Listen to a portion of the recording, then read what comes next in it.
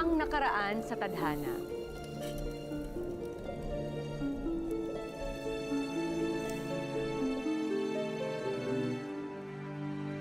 Kuya, baka gusto niyang bumili ng isda!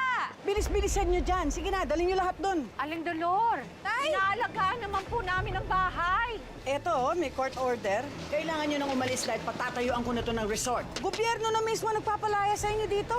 Parang awa niyo na, Aling Dolor. Wala kami mapupuntahan eh. Parang awa mo na. Wala akong hawakan eh. Tinakasan ni Mirna ang kahirapan sa probinsya. Mamamasukan ka muna sa akin para mabayaran mo lahat ng utang mo sa akin. Paano pa ka nagkaroon ng utang? Walang libre dito sa Maynila. Pero naloko naman siya ng recruiter sa Manila. Bastos! Bastos ka! Ay! Ano ka ba? Ano? Kliyente, ha? Nakita mo nga binabastos ako, di ba?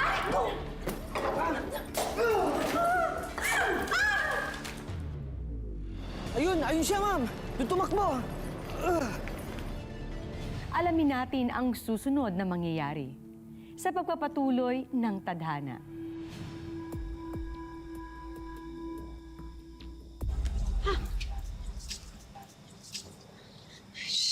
Ko, ano ba yung suot mo?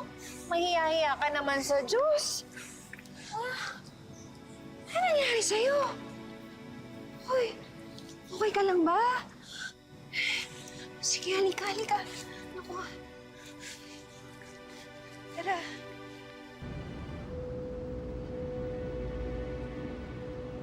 Tay, kamusta po kayo?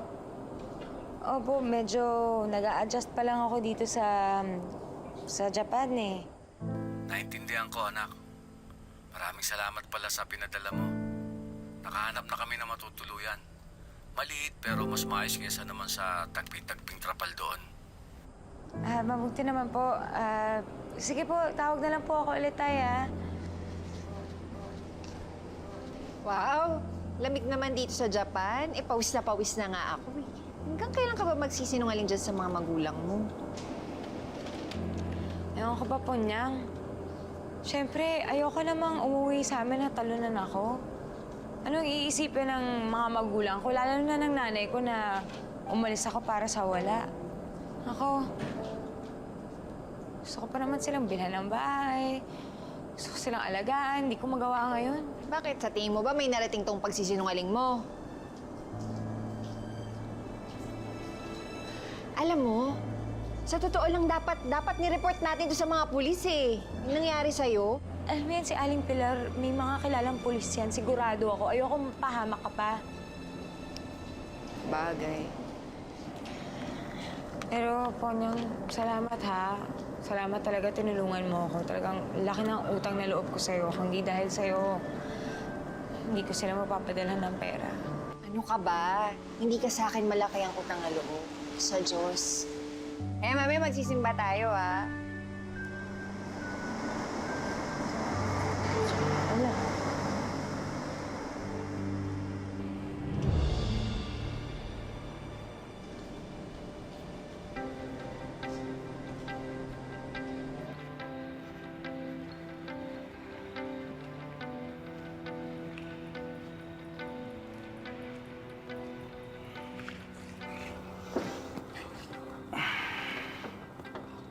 Ilang buwan din kitang hinahanap, Mirna. Balita sa lugar natin, tumakas ka na. Takot ako baka saktan ka nila Aling Pilar, pati yung mga tauhan niya. Hindi ko na kasi matanggap yung mga kahalayang pinaggagawa nila sa aming mga babae doon. Mabuti nga, naligtas pa ako ni Ponyang eh. Tama naman yung ginawa mo eh. Huwag ka na mag-alala. Ang importante, ligtas ka. Bakit ang bait mo sa akin? Gusto kita.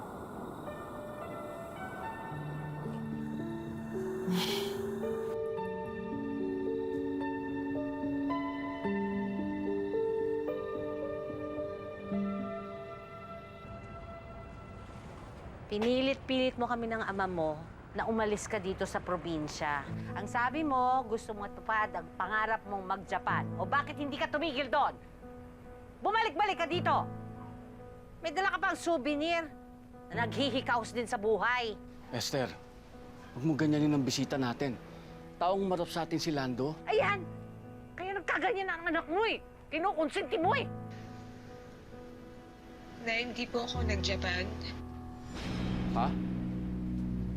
Eh saan ang galing yung pinapadala mo? Nagtrabaho po ako sa panaderia. Nasa Manila ako. Kasi po si Aling Pilar, niloko po niya ako. Ang sabi po niya sa akin, na papadala niya po ako sa Japan, pero ang totoo niyan, ibibenta lang pala niya ako dun sa mga kliyente niyang Hapon sa Maynila. Kaya, kung di po dahil kay Lando, baka tuluyan na po akong napahamak. Papatayin ko yung babaeng yan. Bakit ka nagsinungaling sa amin? Ayoko po kasi kayong mag-alala eh.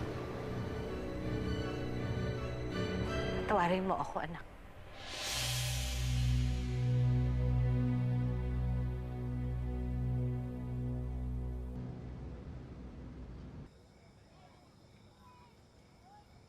Nako sana pala sinunggabang mo na yung ano ko sa inyo na mag-Hong Kong. Eh di sana hindi ka binuburo dito ng asawa mo. Saan ko naman iiwan tong anak ko? Eh di kay Lando. Basta Mirna ha, pag nagbago yung isip mo, tutulungan kita sa mga requirements. Ay, tama-tama. Naku, aalis na ako, Mirna ha. Sige, sige. Una na ako, Ingat ka. Lando. Bye! Lando, kailangan ko pala ng pambili ng gatas at saka ng pang-diaper.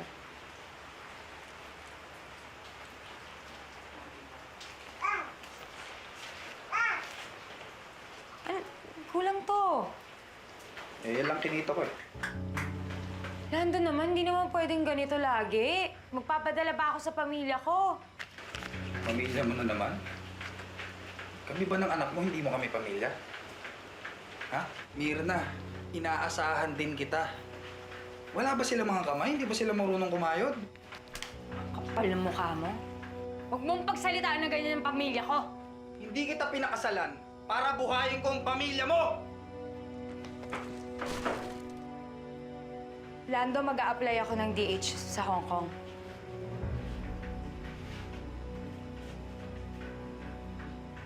Mirna, iiwan mo kami? Eh kung di ka ba naman tanga eh? Kung sapat ba naman yung kinikita mo, hindi ko na kailangan gawin to. Inuunsulto mo ba ako? Ha? Sasaktan ako. Bitawan mo nga ako. Bitawan! Iinsulto mo ako? Ha?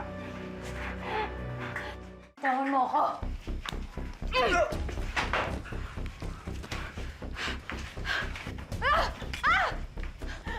Mirna, ako ang lalaki, ha? Ako ang magtatrabaho. Kaya ikaw... Nasasaktan ako! Dito ka lang sa bahay, naiintindihan mo? Dito ka lang!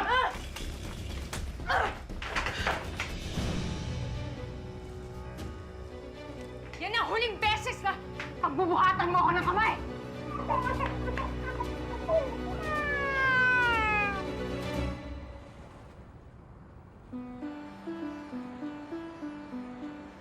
Me and my husband leave the house early. Jonathan leaves at 8 a.m. Breakfast should be ready by 6 a.m. Okay? And you should clean the house every day. And after that, you must wash my laundry 3 times a week. After dinner, you go to Jonathan's room, take care of him, and make sure he doesn't homework. Okay? Okay. 你要乖乖哦。OK。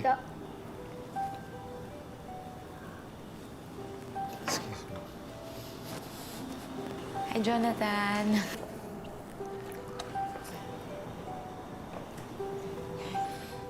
Here, Mirna. Take this.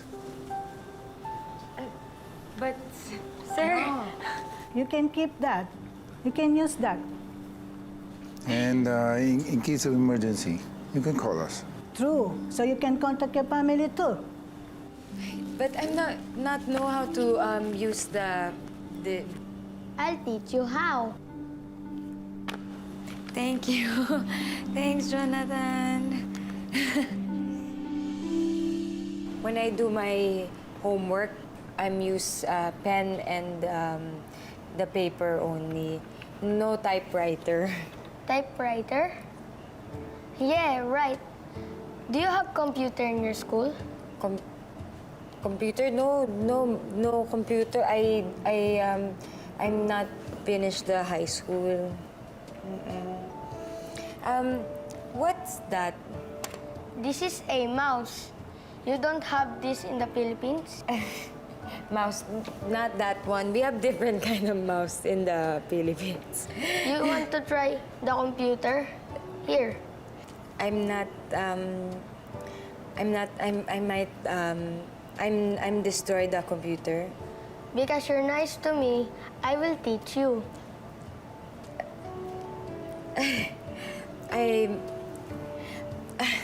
Sige, hold this. And point it right there. And then type. I'm put my name. Then, so, look. Okay, let's space there. What? Akala ko ay matatapos na ang pangarap kong makapag-aral nung huminto ako ng high school.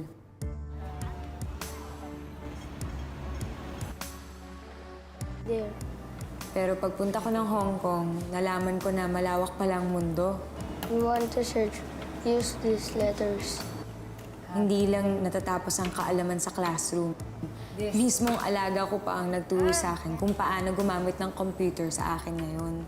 Kung dati ay dumadayo pa tayo sa bayan para magpadala ng telegrama, ngayon ay may email na katulad ng sulat na ito na pinapadala ko kay Marisa.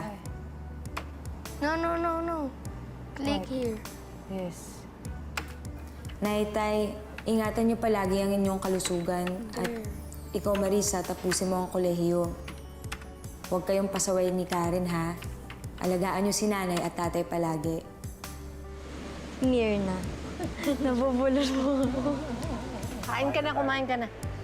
Patingin.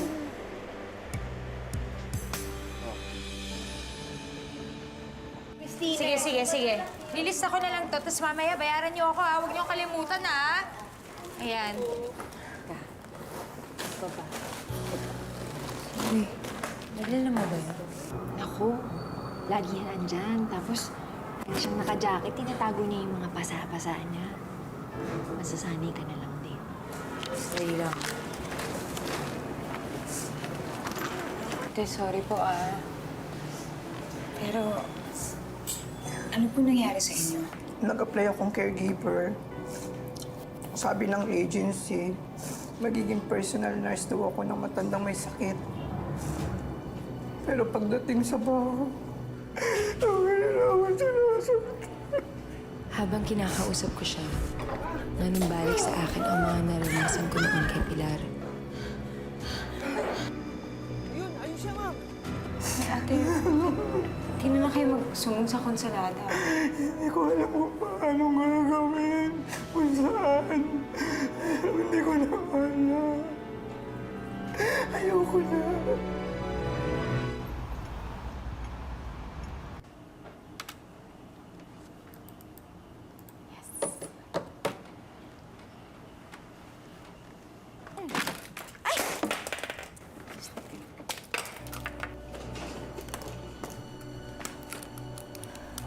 What is happening here? Who told you to use the computer? Ma'am, sorry po. Sorry. I'm sorry, ma'am. I'm sorry po, sir. You consume all the printer's ink. You are not allowed to use the computer. You're going to pay for this. Who taught you to use the computer? I did. You did this? Sorry, sir. I'm sorry. Please don't fire me, please. Sorry, ma'am, sir. I'm not due again. She almost broke the computer. No, she didn't. Let's just go to sleep, okay? Clean it. Oh, ate, basahin niyo po to. Kailangan po natin malaman yung karapatan natin bilang isang OFW. Yan, kailangan po basahin yan para hindi tayo maabuso. Ito po, oh. Ayan, dapat di tayo nagpapaabuso. Alam kong may dahilan ng pagkatuto ko sa computer. At ito ay para matulungan ng mga kapwa ko OFW. Wala na dapat maloko at maabusong tulad ko. Kasi po marami po ako nakakausap na marami po silang pinagdadaanan. Itinatag ko at maging chairperson ng Mindanao Hong Kong Workers Federation. Sa paglipas ng panahon, masaya akong natustusan ko ang aking pamilya sa Pilipinas habang nakakatulong ako sa mga kapwa OFW ko rito sa Hong Kong. Jonathan, I need Hindi nagtagal, help. nakuha ko ang tiwala at respeto ng amo ko at itinuring din nila akong pamilya. Tinulungan nila akong makapag-aral online ng business short course.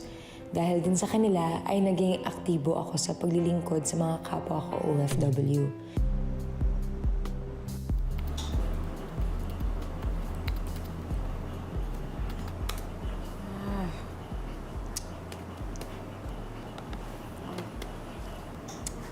No! What's wrong? I'm uploading the blog, but not posting. The web host is down. Oh, There's an email address. You can complain them.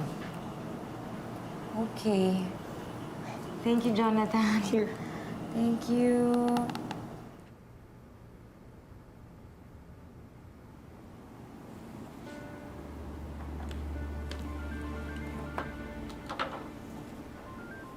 Hello?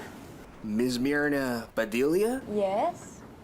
This is Bob Austin from InfoX. On behalf of the company, I apologize for the inconvenience.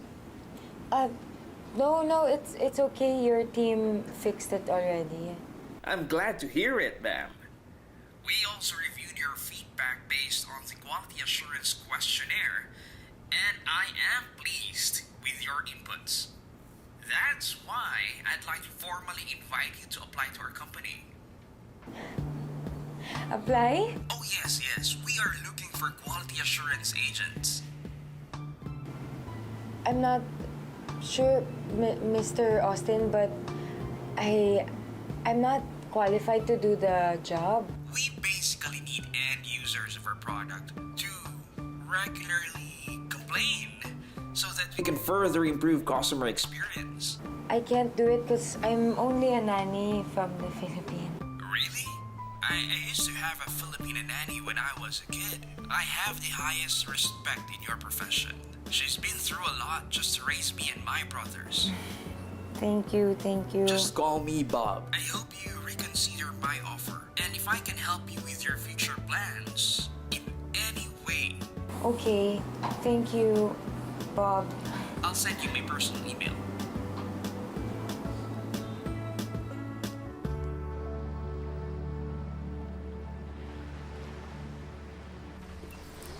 Kain ng gulay, ha? Ay, sandali lang, ha? Stop ko lang ang ginto. Yan, sandali.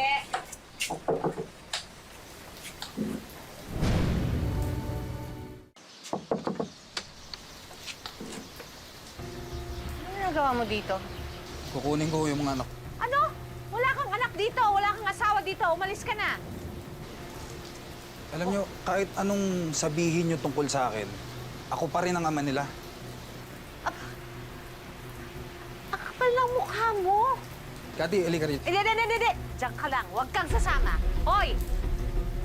Hindi manika yung anak mo na pwede mong iwanan at kung kailan mo gusto, babalikan mo at kukunin mo. Nak, pagpasensyahan mo na ha, kung matagal ang tatay. Nagtrabaho lang kasi ako sa malayo eh. Pero nandito na ako ngayon. Makakabili na tayo ng mga gusto mong laruan. Halika na. Hindi. Hindi. Umalis ka na. Aling Esther, hindi ko ako aalis hanggat hindi ko siya kasama. Hoy! Halika rito. Huwag ka sumama. Hoy! Uwi tayo. Mga Uwi kapitbahay, tayo sa bahay. tulong! Hoy! Mga kapitbahay, tulong! Hoy!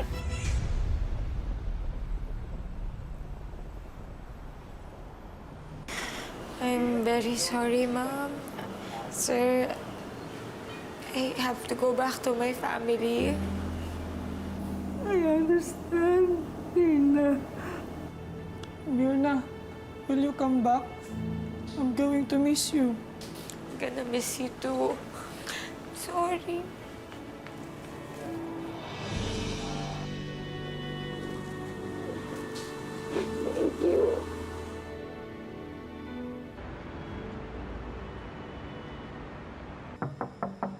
Lando?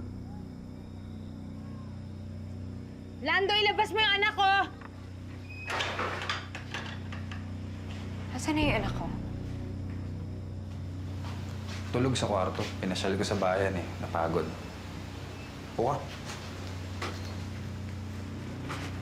Hindi mo naman sinasaktan yung anak ko, di ba?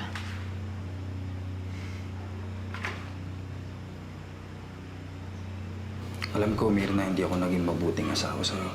Mirna, hindi ko inihiling na makipagbalikan ka sa akin. Ang gusto ko lang, sana naman bigyan mo ako ng pagkakataon para pakita sa anak ko na nagbago na ako. Hindi ko naman ipagkakaila sa'yo yun eh. Ang akin lang, kailangan nasa akin siya. Hindi mo siya pwedeng kunin sa akin.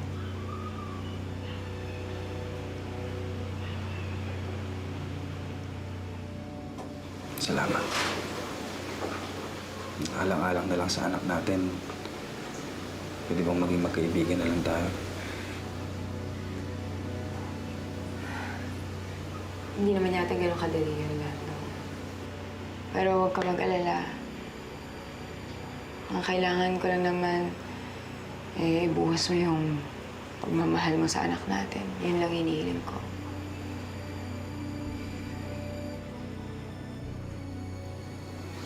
Salamat ulit.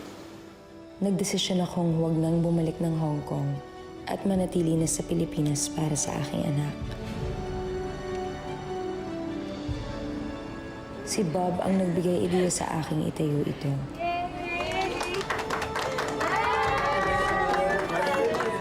Siya rin ang una at tangi naming naging kliyente.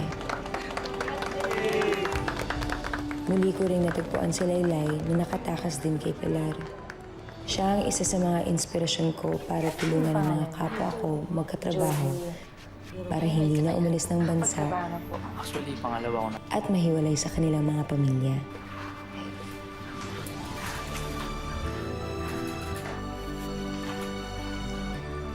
Gamit ang ipon at separation pay na ibinigay ng kanyang amo, nagdesisyon si Mirna na magbukas ng isang maliit na negosyo.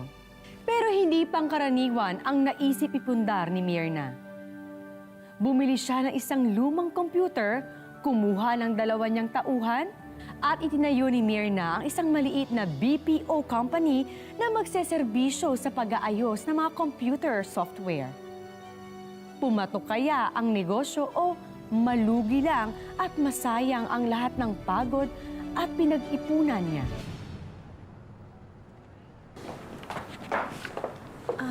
Mirna, napanood ko kanina sa balita na may recession daw sa US. Ano ibig sabihin nun?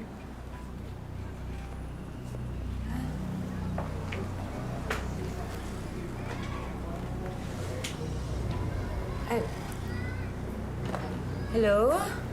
Hello, Mirna? Hi, Bob. I regret to inform you our company is downsizing its capacity and the management has decided to cut its services. No, Bob. This can't be because we're just starting our company and you're our only client. This can't be. I really hope you understand. I'm so sorry, Mirna.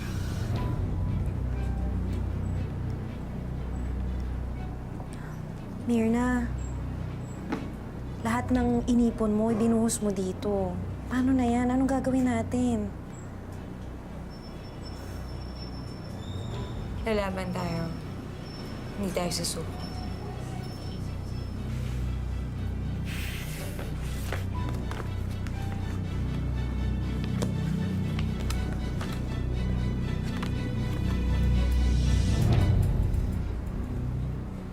Good morning po. Nandito po ako ngayon para i-present sa inyo yung kumpanya ko. Ang Mind Consulting po ay nagbibigay po ng oportunidad sa mga bagong graduate ng kolehiyo. At yung mga empleyado ko po ay mga highly expert programmers na tutugon sa pangangailangan ng kumpanya. Wait, according to our CB, Hindi ka tapos ng high school? Opo, hindi po ako tapos ng high school, pero nag-take naman po ako ng online course sa Hong Kong at yun po ay Business and Finance. Yeah, online course. Wala kang educational at business background. It says here na your experience is only a domestic helper. Is this a joke? You know what? This is a good proposal. But we're not confident makisosyo sa isang high school dropout. I'm sorry.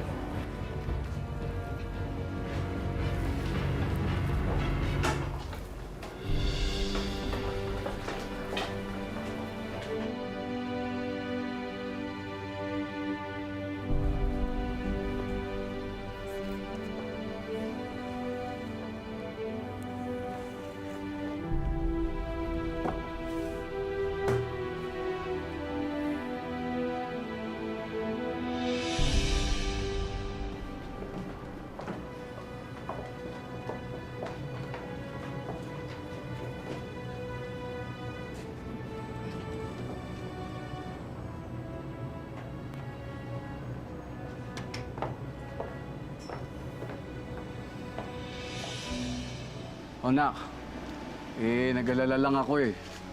Sabi ng anak mo, hindi ka raw umuwi.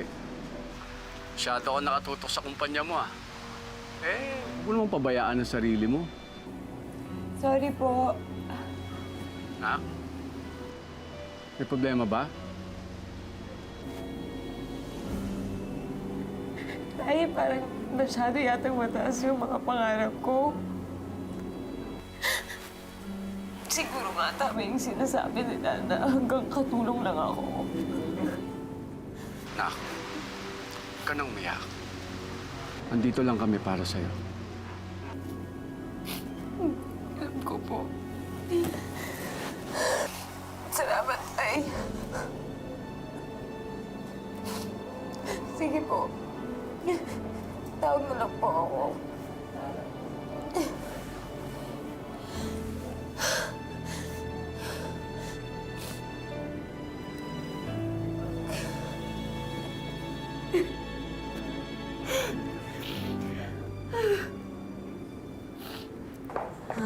Mirna? May gustong makipagkita sa'yo. Importante daw. Mirna? May gusto daw makipagkita sa'yo. Importante daw. Sige, sige. Sir? Hi, Miss Mirna Padilla. Hi. I'm Mario Teng. My company is based in Jensan, and I'm here just to meet you. Tungkol po saan? Your company is one of the BPO pioneers here, and I am willing to invest in technology. Nabasa kong profile mo at namangha ako sa iyong storya at sa pagtulong mo sa mga tao. Mirna, nandito ako para mag-invest sa kumpanya mo. Talaga po? Ako, salamat po. Hindi po kayo magsisisi. Mula sa maliit na negosyo, patuloy pang lumalago ang kumpanya ni Mirna. Ngayon, nagsusupply na sila ng programmers para sa iba't ibang kliyente sa Amerika at Europa. Mula naman sa kanyang kinita, itinatag din ni Mirna ang OFW Watch, ang kanyang advokasya na nagbibigay ng tulong at lakas sa mga kababaihan na pangalagaan ang kanilang sarili laban sa pangloloko, pangaalipin, at iba pang anyo ng pang-aabuso. Mula sa pagiging seaweed diver hanggang maging company owner, ang dating DH naging CEO na. Ano man ang susunod niyang gagawin at saan man siya makarating, patuloy na magsisilbing inspirasyon si Mirna para sa maraming kababayan na patuloy na nagpupursigi at huwag susukuan ang mga pangarap. Na balang araw ay pwede rin palang makamtan.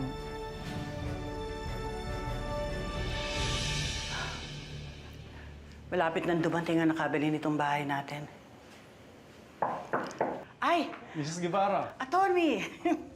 Tuloy po kayo. Kasama ninyo na ba ang nakabili nitong bahay? Parating na po. Sino nga pala ang nakabili ng bahay namin? Anong pangalan niya?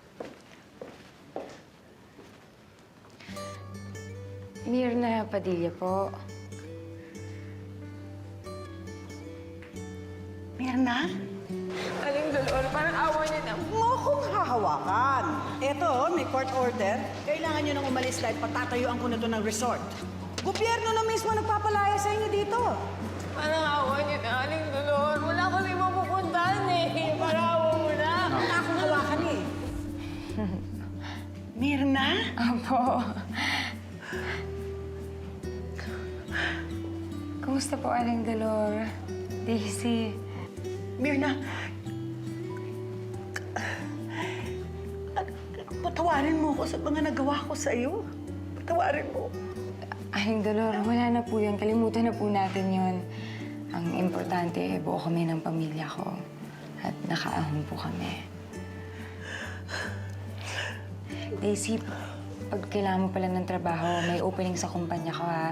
Sabihin mo lang sa akin.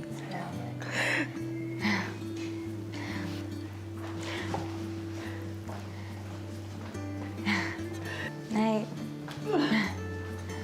Tay.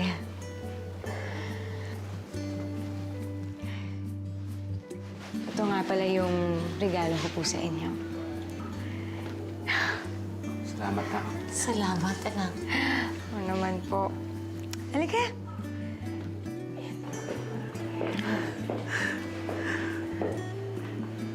Ang ganda naman po dito, Nay. Nagagandahan ka? Simula ngayon, dito na tayo titira.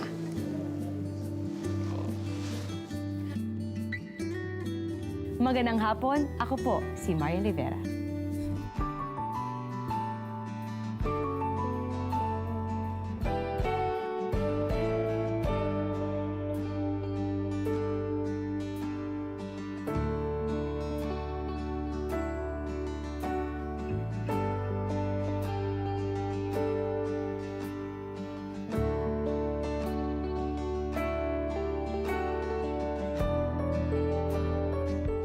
Maraming salamat sa panonood mga kapuso. Kung nagustuhan mo ang video na ito, mag-subscribe na sa official YouTube channel ng GMA Public Affairs. Huwag niyong kalimutang pindutin ang bell button.